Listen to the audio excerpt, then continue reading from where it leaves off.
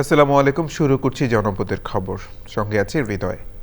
এখনকার সংবাদ আয়োজন একই সঙ্গে চ্যানেল আই ইউটিউব চ্যানেল এবং চ্যানেল আইয়ের ওটিটি প্ল্যাটফর্ম আই স্ক্রিনে লাইভ স্ট্রিম হচ্ছে।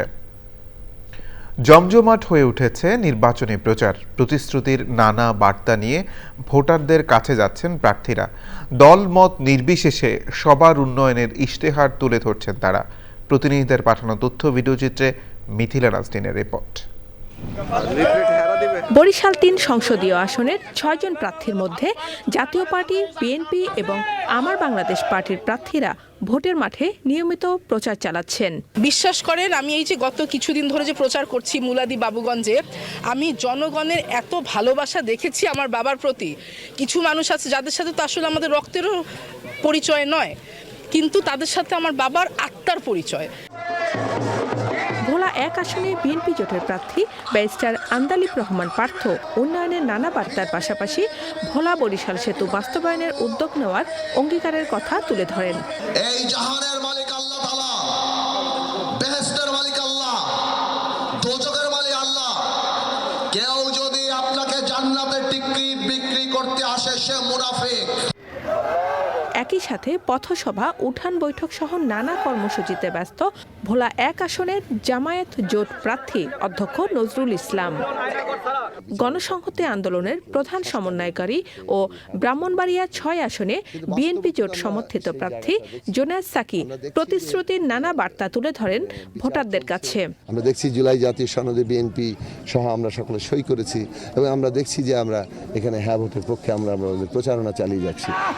ব্রাহ্মণবাড়িয়া ২ আসনে স্বতন্ত্র প্রার্থী ব্যারিস্টার রুমিন ফারহানা নির্বাচনী প্রচার চালাচ্ছেন।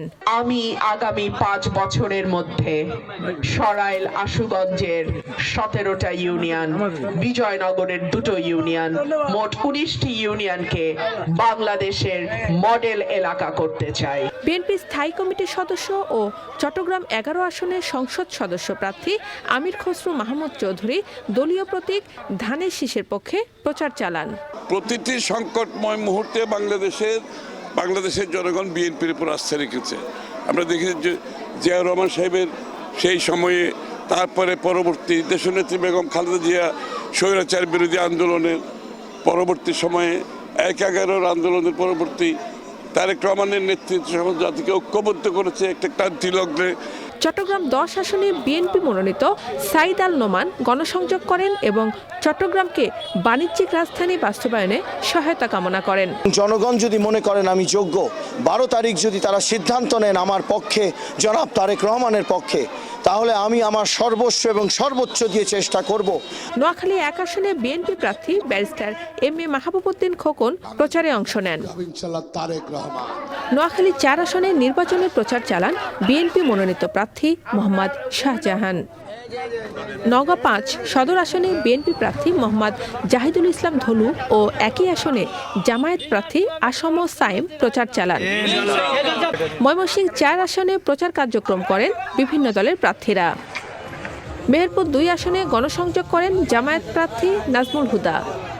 ঝালকাঠি ১ আসনে জামায়াতের প্রার্থী ডক্টর ফয়জুল হক নির্বাচনী প্রচার করেন। ফেনী ৩ আসনে বিএনপি মনোনীত প্রার্থী আব্দুল্লাহ আল মিন্টু ধানের শীষের পক্ষে ভোট চান।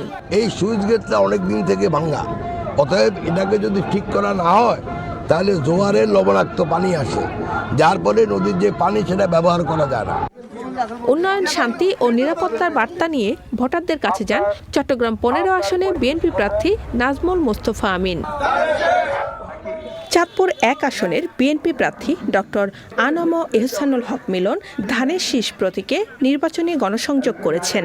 শিক্ষাকে সবচেয়ে বেশি গুরুত্ব দেওয়া, তার মধ্যে হলো কারিগরি শিক্ষা। আর কচুয়ায় ফার্স্ট এজেন্ডা যেটা রয়েছে এখন, ইমিডিয়েটলি ১২ ফেব্রুয়ারি যদি আল্লাহ আমাদের জয়যুক্ত করে, সেদিন রাত্রে থেকে কচুয়া থেকে মাদককে দূরীভূত করতে হবে। প্রচার কার্যক্রম চলবে ১০ ফেব্রুয়ারি পর্যন্ত। Mithila Naznin, channel I. ২৯ জানুয়ারি বৃহস্পতিবার নওগাঁ সফর করবেন বিএনপি চেয়ারম্যান তারেক রহমান।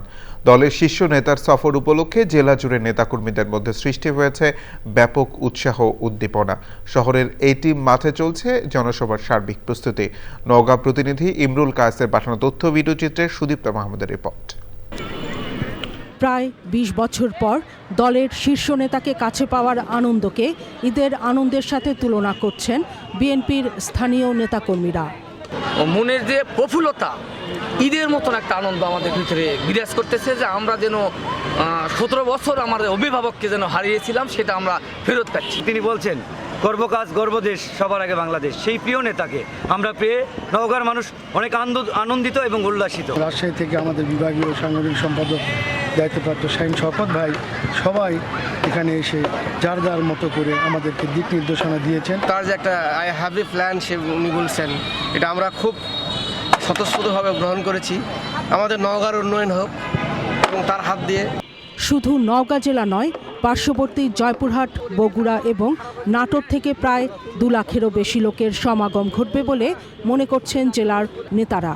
তারেক রহমানের এই সফরকে ঘিরে নওগাঁবাসীর আশা আকাঙ্ক্ষার প্রতিফলন ঘটবে বলেও মনে করছেন তারা। লাইটিং সব ইনশাআল্লাহ সম্ভব হয়েছে। আমরা শতভাগ প্রস্তুত। আমাদের নেতার আগমন উপলক্ষে সব রকম প্রস্তুতি আমাদের সম্পূর্ণ ইতিমধ্যে হয়েছে। ইনশাআল্লাহ আমরা রেডি। আগামী ২৯শে জানুয়ারি বৃহস্পতিবার বিকেল ৩টায় নওগাঁ শহরের এটিএম মাঠে নির্বাচনী জনসভায় বক্তব্য রাখবেন বিএনপির chairman Tarek Rahman. Sudipta Mahmud, channel I. ত্রয়োদশ জাতীয় সংসদ নির্বাচন ও গণভোট ২০২৬ উপলক্ষে পটুয়াখালীতে সার্বিক আইনশৃঙ্খলা পরিস্থিতি মূল্যায়ন এবং in aid to the civil পাওয়ারের আওতায় মোতায়েনরত সেনা সদস্যদের পরিদর্শন ও মতবিনিময় সভা করেছেন সেনাবাহিনী প্রধান জেনারেল ওয়াকারুজ্জামান। সে সময় সেনা সদস্যদের কার্যক্রম সরেজমিনে পর্যবেক্ষণ ও প্রয়োজনীয় দিক নির্দেশনা এবং অসামরিক প্রশাসনের সাথে মত বিনিময় করেন তিনি। পটুয়াখালী জেলা প্রশাসকের সম্মেলন কক্ষে ঊর্ধ্বতন পর্যায়ের সামরিক, বিভাগীয় ও জেলা প্রশাসন এবং বিভিন্ন আইনশৃঙ্খলা রক্ষাকারী বাহিনীর কর্মকর্তাদের সঙ্গে মত বিনিময়ের সময় নির্বাচনকে শান্তিপূর্ণ, নিরপেক্ষ ও সুষ্ঠুভাবে সম্পন্ন করার লক্ষ্যে আন্তঃপ্রাতিষ্ঠানিক সমন্বয় এবং সামগ্রিক নিরাপত্তা ব্যবস্থাপনা নিয়ে আলোচনা হয়। পেশাদারিত্ব, নিরাপত্তা, শৃঙ্খলা, ধৈর্য ও নাগরিক বান্ধব আচরণের মাধ্যমে দায়িত্ব পালনের উপর বিশেষ গুরুত্ব আরোপ করেন সেনা প্রধান।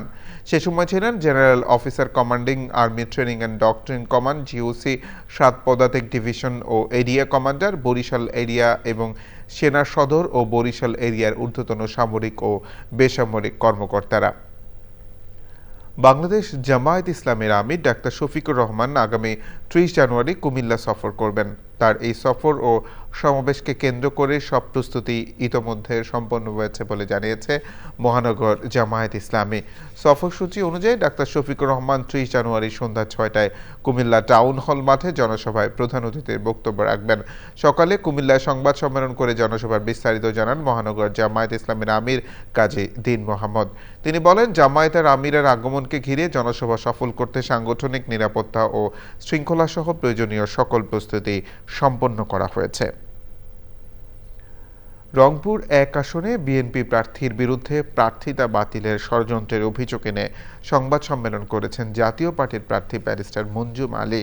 নিজ বাসভবনে সংবাদ সম্মেলনে তিনি বলেন, এলাকায় জনপ্রিয়তার কারণে জাতীয় পার্টির প্রার্থীর বিরুদ্ধে ষড়যন্ত্র করে প্রার্থিতা বাতিল করান বিএনপি প্রার্থী মোকাররম হোসেন সুজন। এ নিয়ে জাপা প্রার্থীর কর্মীর সমর্থকদের মধ্যে উত্তেজনা বিরাজ করছে। সংবাদ সম্মেলনে ছিলেন গঙ্গাচড়া উপজেলা জাতীয় পার্টির সহসভাপতি আব্দুল্লাহ আল হাদি ও অন্যরা।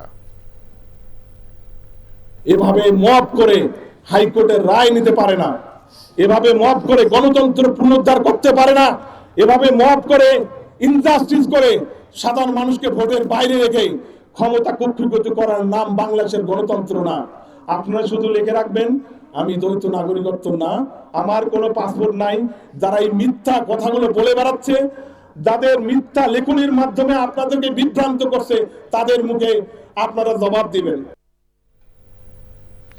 সাভারে ড্যাফোডিল ইন্টারন্যাশনাল ইউনিভার্সিটির ১৩তম সমাবর্তন হয়েছে। সকালে উপজেলার বিরুলিয়া ইউনিয়নের দত্তপাড়া এলাকায় ইউনিভার্সিটির অডিটোরিয়ামে সমাবর্তনে স্নাতক ও স্নাতকোত্তর পর্যায়ে ৪০২০ জন শিক্ষার্থীর অংশগ্রহণ করেন। এ সময় কৃতিত্বপূর্ণ ফল অর্জনকারী ৫ স্নাতককে দেয়া হয় চ্যান্সেলর গোল্ড মেডেল, 4 স্নাতককে দেওয়া হয় চেয়ারম্যান গোল্ড মেডেল এবং 3 জন স্নাতককে দেওয়া হয় ভাইস চ্যান্সেলর গোল্ড মডেল। মোট গ্র্যাজুয়েটদের মধ্যে 3,391 জন স্নাতক এবং 629 জন স্নাতকোত্তর ডিগ্রি সম্পন্ন করেছেন। রাষ্ট্রপতি ও বিশ্ববিদ্যালয়ের চ্যান্সেলরের প্রতিনিধি হিসেবে অনুষ্ঠানে সনদ প্রদান করেন বিশ্ববিদ্যালয় মঞ্জুরি কমিশনের চেয়ারম্যান অধ্যাপক ডক্টর S.M.A. ফায়েজ। এবারে সারা দেশের খবর নিয়ে প্রতিনিধিদের পাঠানো তথ্য ভিডিওচিত্রে আল মুকসিদের রিপোর্ট। ত্রয়োদশ জাতীয় সংসদ নির্বাচন ও গণভোট উপলক্ষে নির্বাচন সংশ্লিষ্ট কর্মকর্তাদের প্রশিক্ষণ হয়েছে। প্রশিক্ষণে ঝিনাইদহে মহেশপুর উপজেলার 804 জন প্রিজাইডিং ও সহকারী প্রিজাইডিং অফিসার ও পোলিং অফিসাররা অংশ নেন। বিএনপির চেয়ারপারসন ও সাবেক প্রধানমন্ত্রী বেগম খালেদা জিয়ার রুহের মাগফিরাত কামনায় রংপুরে সম্মিলিত ব্যবসায়ী ঐক্য পরিষদের উদ্যোগে দোয়া মাহফিল ও মতবিনিময় সভা হয়েছে। দেশের চাবি আপনার হাতে, পরিবর্তনের জন্য হ্যাঁ ভোট দিন, এই স্লোগানকে সামনে রেখে গণভোটের প্রচার ও ভোটার উদ্বুদ্ধকরণের লক্ষ্যে জয়পুরহাটে ইমাম সম্মেলন হয়েছে। মুক্তির মূল সনদ গণভোট, গণভোটে হ্যাঁ বলি, সংস্কারের পথে চলি, এই স্লোগানকে সামনে রেখে জাতীয় নাগরিক পার্টির নির্বাচনী প্রচারণা ভোটের গাড়ি নারায়ণগঞ্জে প্রচারণা চালিয়েছে। লক্ষ্মীপুরে জাতীয় সংসদ নির্বাচনের প্রার্থীদের অংশগ্রহণে জনগণের মুখোমুখি অনুষ্ঠান অনুষ্ঠিত হয়েছে। আয়োজিত অনুষ্ঠানে উপস্থিত ছিলেন বিএনপি, জামায়াত ইসলামী আন্দোলন ও জাতীয় পার্টি সহ 6 জন প্রার্থী। চট্টগ্রামে তরুণ উদ্যোক্তা সৃষ্টিতে জুনিয়র চেম্বার ইন্টারন্যাশনালের নতুন নেতৃত্বের কাছে দায়িত্ব হস্তান্তর অনুষ্ঠান হয়েছে। প্রধান অতিথি ছিলেন Chattogram city corporation mayor doctor Shahadat Hossain. Joypurhat শহরের কেন্দ্রীয় শহীদ মিনার প্রাঙ্গণে গৃহ নির্মাণ শ্রমিক ইউনিয়নের সদস্যদের সাথে মতবিনিময় সভা হয়েছে। প্রধান অতিথি ছিলেন জেলা বিএনপির আহ্বায়ক গোলজার হোসেন। চিকিৎসার জন্য হোমিও স্পিরিট, অবৈধ পানে মৃত্যু নিশ্চিত, এই প্রতিপাদ্যকে সামনে রেখে নড়াইলে হোমিওপ্যাথি চিকিৎসকদের সাথে মাদকদ্রব্য নিয়ন্ত্রণ অধিদপ্তরের আয়োজনে সেমিনার হয়েছে। রাজশাহীতে মিশন বালিকা উচ্চ বিদ্যালয়ের বার্ষিক ক্রীড়া প্রতিযোগিতা ও পুরস্কার বিতরণ অনুষ্ঠান হয়েছে। প্রধান অতিথি ছিলেন রাজশাহী সিটি কর্পোরেশনের সাবেক মেয়র মোসাদ্দেক হোসেন বুলবুল। সাভারে ইস্টার্ন ইউনিভার্সিটিতে শিক্ষার্থীদের নবীন বরণ অনুষ্ঠান হয়েছে। অনুষ্ঠানে বিশেষ অতিথি ছিলেন মডার্ন ই-লার্নিং এর প্রতিষ্ঠাতা ও যুক্তরাষ্ট্রের জর্জ ওয়াশিংটন বিশ্ববিদ্যালয়ের সাবেক অধ্যাপক ডক্টর বদরুল হুদা খান ও অন্যরা। আল মুকসিদ, চ্যানেল আই। জনপদের খবর আজকের মতো এ পর্যন্তই। একটু পর কৃষি সংবাদ দেখার আমন্ত্রণ জানিয়ে শেষ করছি। ধন্যবাদ সবাইকে।